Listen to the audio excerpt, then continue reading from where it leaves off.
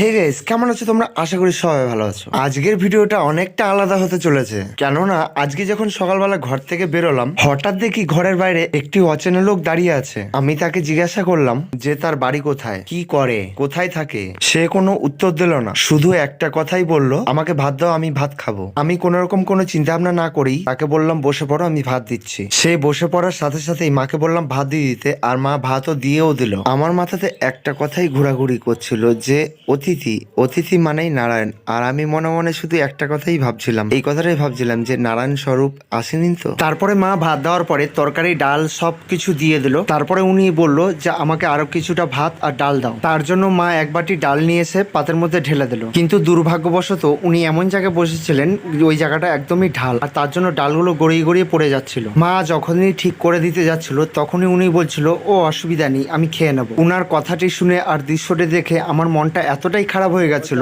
তার জন্য আমি মাকে বললাম যে আরেকটা কলা পাতা থাকলে এসে নিচ থেকে দিয়ে দিতে। কি বলবো বন্ধুরা, মন থেকে আনন্দও লাগছিল আর দুঃখও লাগছিল। আমার কোলে তোমরা এখন যাকে দেখতে পাচ্ছ সে হলো আমার ভাইয়ের মেয়ে। ও সেই লোকটিকে দেখে নিচে নামতেই চাইছিল না, তার জন্য আমি কোলে করে নিয়ে ঘুরছিলাম। তারপরে উনি নিজের মুখে চেয়ে চেয়েই খাচ্ছিল। আমার শুধু মনে পড়ছিল না আমি এই লোকটাকে কোথায় যেন দেখেছি। আগের ভাত খাওয়া শেষ হতে হতেই আবার বলল যে আমাকে আরো কিছু ভাত দাও। আমার ছোট ভাইয়ের বউ মানে বৌমা এক বাটি ভাত নিয়ে এসে দিয়ে দিল। তারপরে উনি বলছিল যে আমার আরো কিছু তরকারি লাগবে। সেই কথা শুনে আমার মা দৌড়ে গিয়ে এক বাটি তরকারি নিয়ে এসে তার পাতে ঢেলে দিল। তারপরে মা বলল পাতে যা আছে ওই দিয়ে ভাত খেয়ে নিতে। তারপরে উনি খাওয়া দাওয়া শেষ করে কল থেকে হাত মাত ধুয়ে আসলো। হাত টাত ধুয়ে আসার পরে এবার বলছে আমাকে 501 টাকা দক্ষিণা দাও। আমি মনে মনে ভাবছিলাম যে আমরাই নিজেরাই ঠিকঠাক মতো খেতে পারি না, উনাকে 501 টাকা কি করে দক্ষিণা দেবো। সেই ভাবতে ভাবতে আমি দেখলাম যে আমাদের বাড়ি থেকে আর কেউ কোনো রকম সাড়া শব্দ দিল না। উনি বয়সে আমার বাবার থেকে অনেক বড়, তারপরেও উনি আমার মাকে বলছে কাকিমা 10 টাকা দাও। তখন আমি বুঝতে পারলাম উনার মাথায় একটুখানি ডিফেক্ট আছে। 10 টাকা চাওয়ার পরে না পাওয়াতে তিনি বাড়ির উদ্দেশ্যে রওনা দিয়ে দিল।